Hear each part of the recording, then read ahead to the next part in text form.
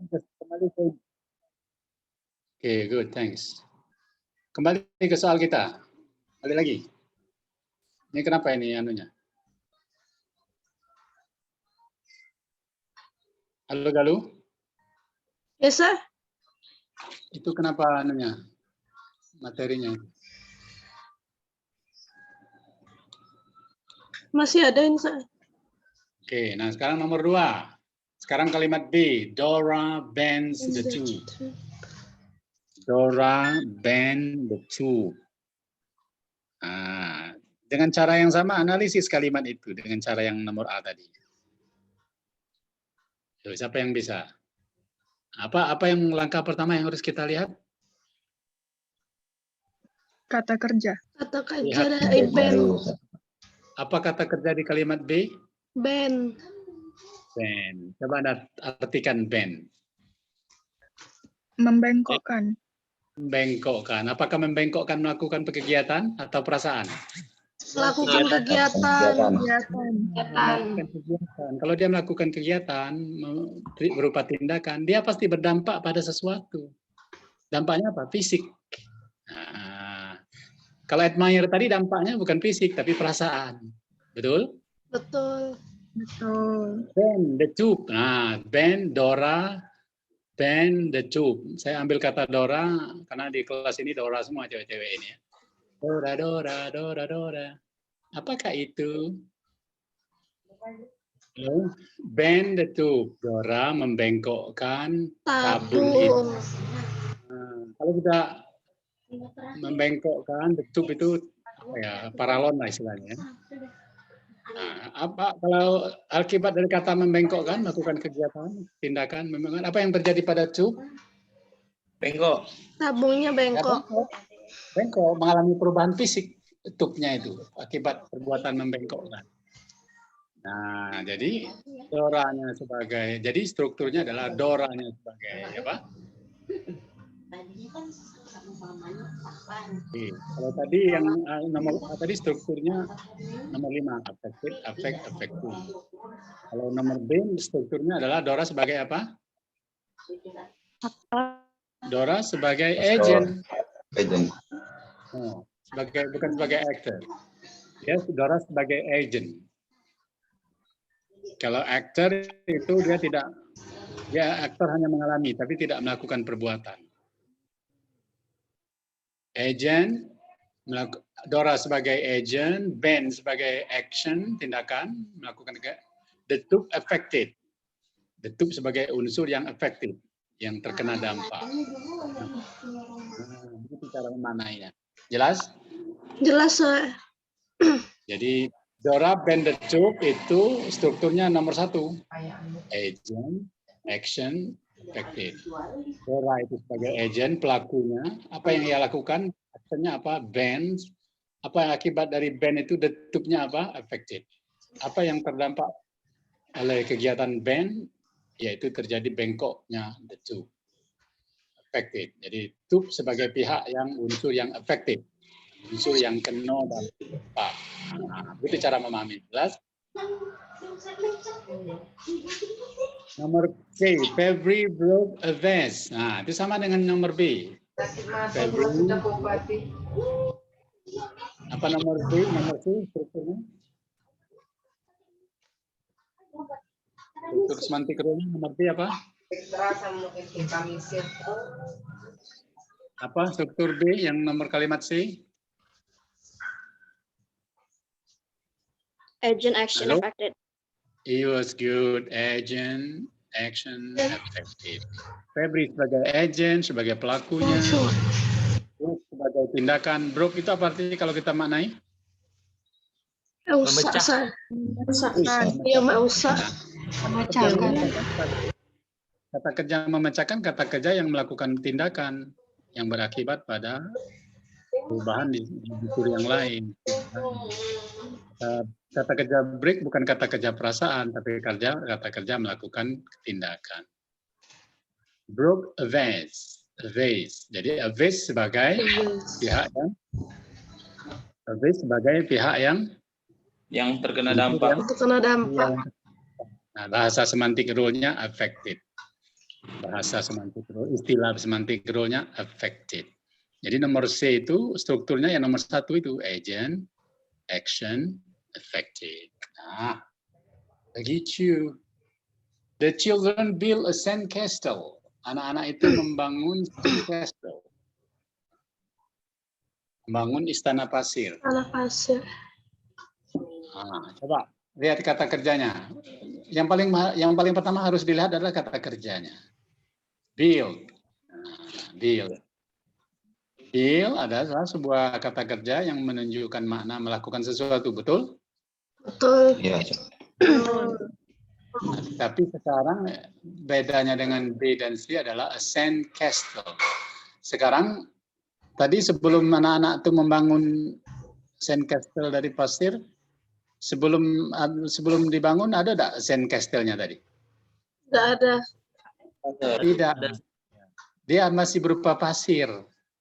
Belum dibangun sebagai sebuah sand castle, istana pasir. Nah, kalau ada seperti itu dari tidak ada menjadi ada, maka dia disebut peran efek. Halo? Yes, sir. Peran efek. Nah, efek yang nomor berapa? Struktur nomor 2. Jadi nomor 2 itu adalah the children sebagai action, Bill itu sebagai agent, agent,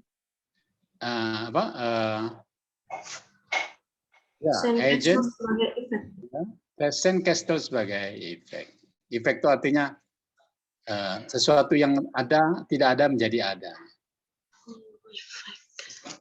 Tapi bisa juga nomor 1 ya, karena dia terpengaruh. Bisa juga, bisa dibenarkan juga kalau ambil struktur nomor 1. Kenapa? Karena dia akibat dari perbuatan membangun, dia terpengaruh menjadi ada. Boleh juga. The boys climb the wall. Nah, itu bagaimana itu?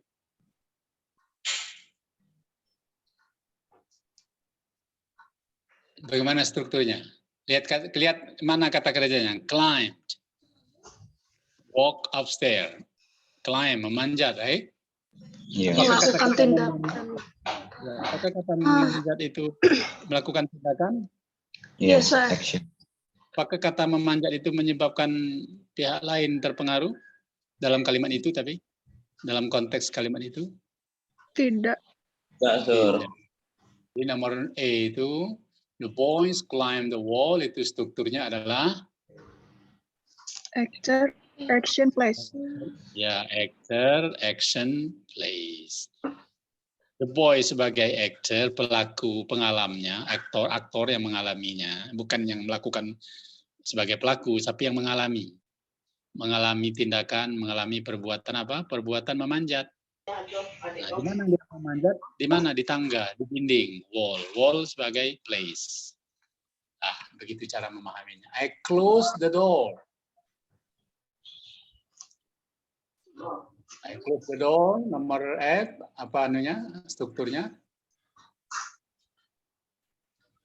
Masih nomor 1 juga. Agent, action, effective. I sebagai agent, pelakunya. Close itu melakukan perbuatan, menutup, perbuatan fisik. The door, pintu yang berdampak pada tertutupnya pintu. Gitu, right? Gitu maksudnya. Coba sekarang nomor J, coba nomor J, kalimat J. The medicine cured my headache. Medicine cured my headache. Gimana Anda menganalisisnya? Apa kata kerjanya? Apa kata kerjanya? Cure. Cure. Apakah cure melakukan pekerjaan?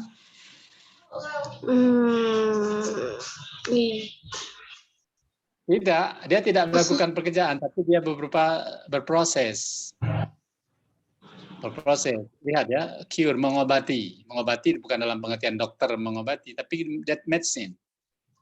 Obat itu mengobati sakit kepala saya. Maka that medicine itu sebagai agent.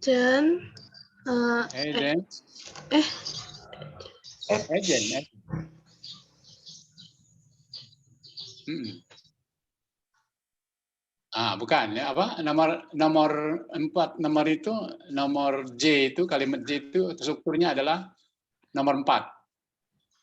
Affecting, affecting. Mengapa nomor 4? Karena yang affecting, yang mempengaruhi itu obat.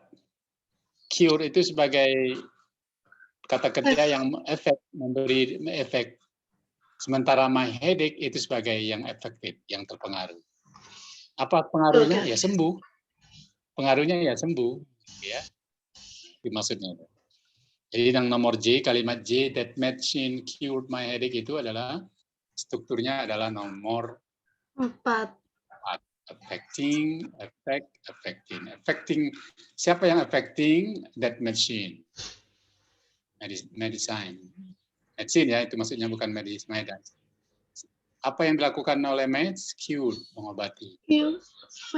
Apa cure? Apa dampaknya? My headache. Dampaknya adalah sembuh.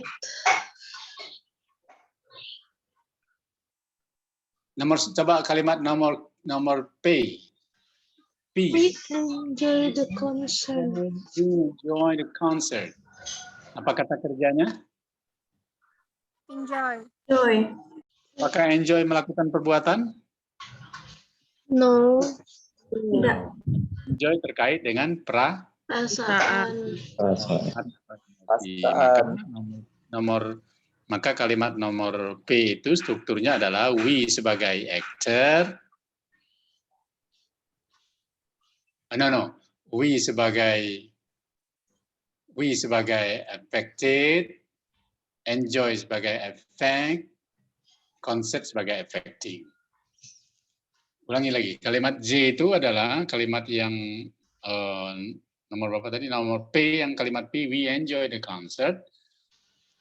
We sebagai affected. Ya, enjoy sebagai effect. Concert sebagai affecting. Maksudnya begini ya. We itu adalah pihak yang affected, yang terkena dampak. Lewat tindakan apa berdampaknya? Lewat tindakan perasaan, enjoy. Siapa yang membuat dia merasa nikmat menonton? The concert. Concert sebagai affecting, yang mempengaruhi. Begitu maksudnya ya. Jadi affected itu terpengaruh, effect itu mempengaruhi, affecting yang mempengaruhi. Jangan dilihat dari posisi sinteksnya tidak, tapi posisi maknanya. My mother mended the shirt. Coba kalimat nomor T. My mother mended the shirt. Dengan cara yang sama kita lihat makna kata kerja mended. Apa arti kata mended?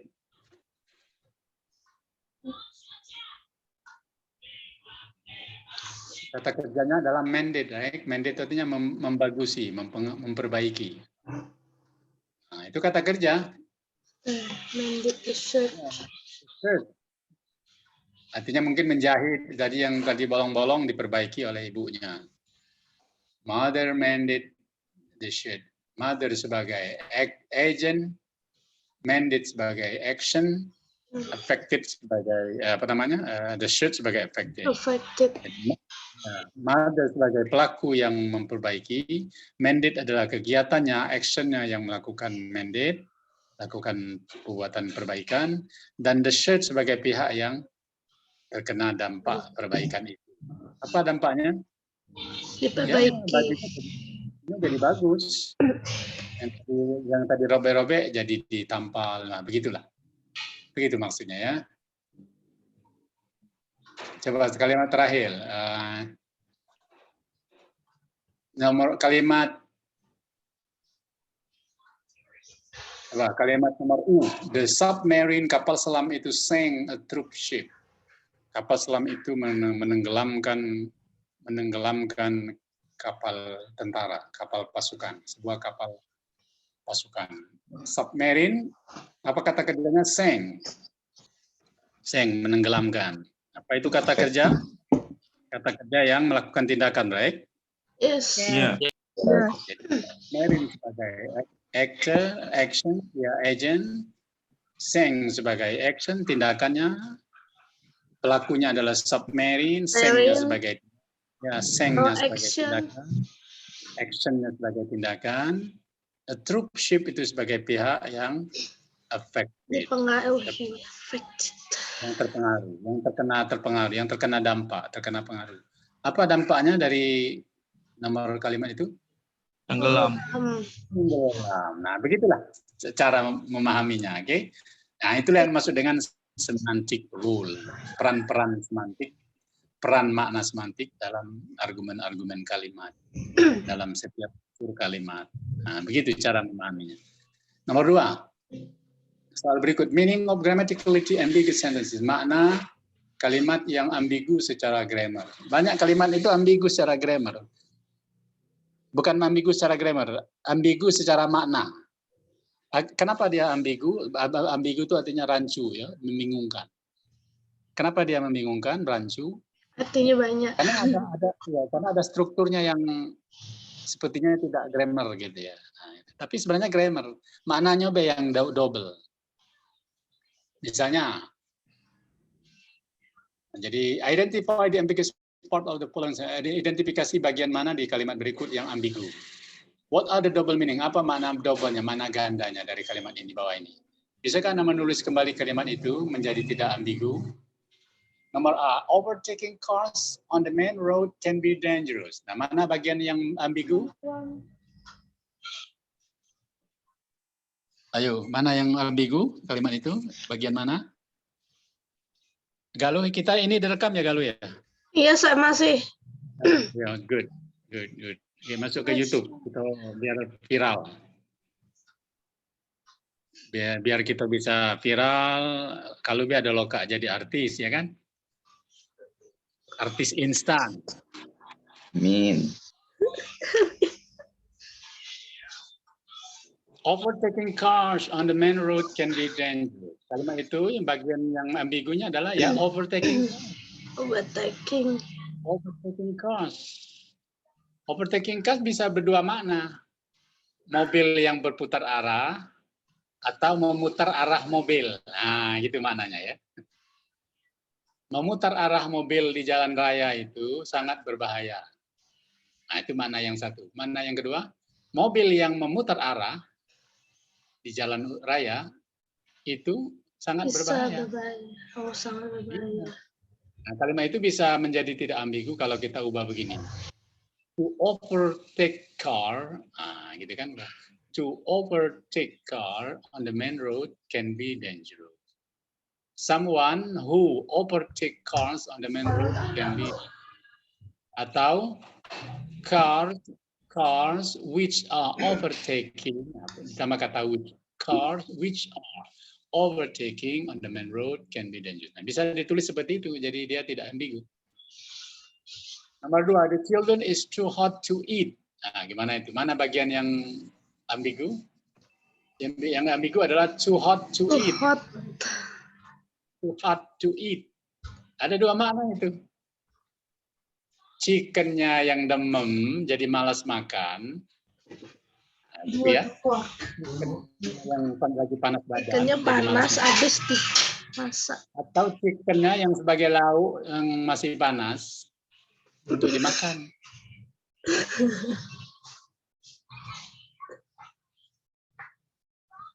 Yang lagi. Too hot to eat, satu, mana yang pertama, double meaning ini ya. Mana yang pertama adalah chickennya mungkin demam lagi sakit, jadi dia malas makan chickennya, ayamnya itu. Makna yang kedua adalah chickennya itu sudah digoreng. Sudah digoreng tapi masih panas. Panas. Nah, kamu yang makannya terlalu panas, jadi belum dimakan. Too hot. Belum bisa dimakan. Tunggu dia dingin dulu, betul? Nah, ini makan ayam goreng kan hobinya Ipin Upin, right? Yes, sir. Halo, nomor C. I like Mary better than Jake. Mary better than Jake. Menyukai Mary. Yang bikin bagian yang ambigu adalah better than Jake. Bagian yang ambigu adalah better than Jake. Itu yang ambigu. Kalimat itu tidak nyambung, tidak berujung gitu ya, tidak berujung jelas gitu ya. Yang betul.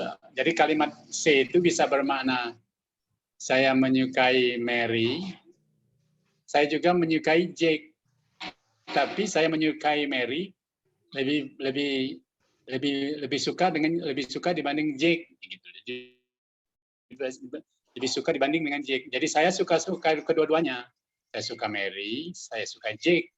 Tapi kepada Mary saya lebih suka ketimbang Jake. Nah, gitu ya.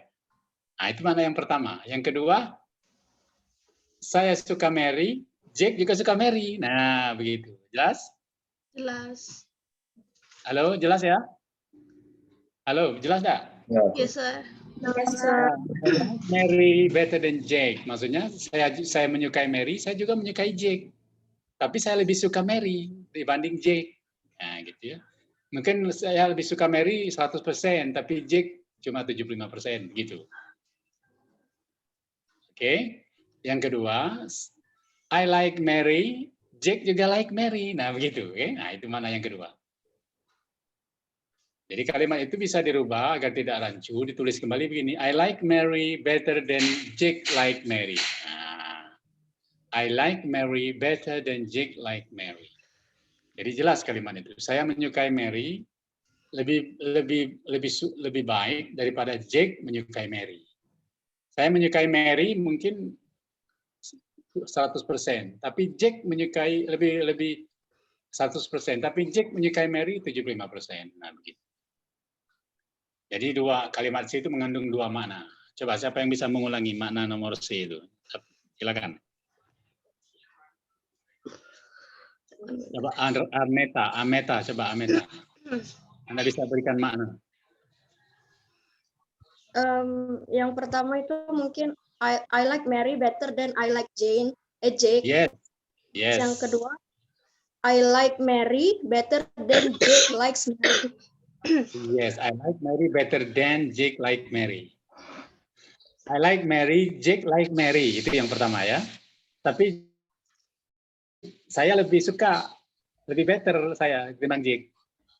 Yang kedua, I like Mary, I like Jake. Saya juga suka Mary, saya juga suka Jake. Tapi saya lebih suka dengan Mary daripada dengan Jake. Suka sama Mary daripada Jake. Oh, oke. Bisa. Yang kedua dua orang suka Mary, yaitu Tapi I dan Jake. Salah satunya lebih. Oke. Iya. Mana yang pertama itu tadi, mana yang kedua adalah dua orang yang menyukai Mary. I like Mary, Jake like Mary. Oke? Tapi sukanya saya dengan Mary itu lebih besar daripada Jake dengan Mary. Daripada sukanya Jake dengan Mary. Nah, itulah, better than Jake itulah bagian dari kalimat itu yang membuat ambigu. Ambiguous. Yang B tadi juga begitu. Too hot to eat itu yang juga yang buat dia ambigu. Coba nomor 2, Adela. Bagaimana nomor 2 tadi?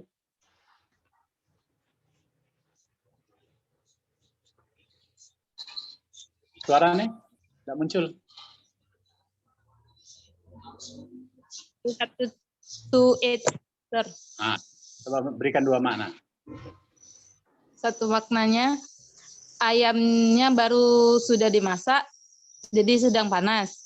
Yes. Yang jadi terlalu makan oleh Adela. Nah, yang kedua, ayamnya lagi sakit. Iya, ayamnya demam.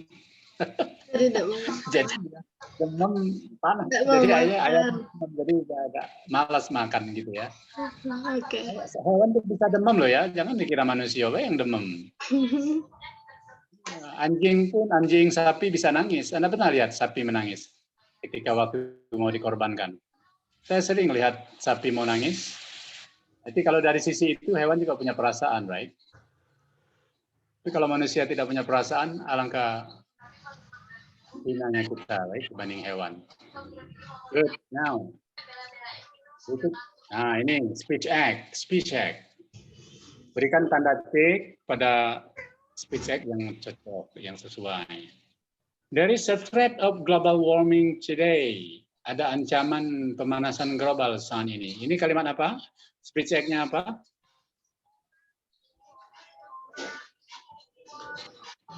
Halo?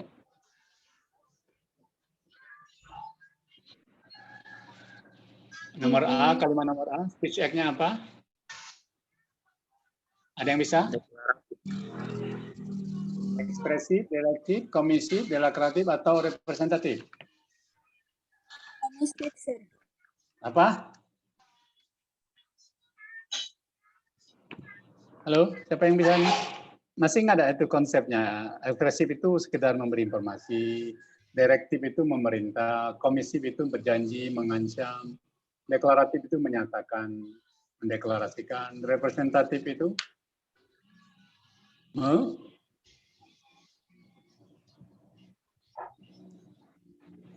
Halo. Yang bisa, nomor 1. Representatif, right? Jadi nomor A itu representatif. Tindak tutur representatif, speech act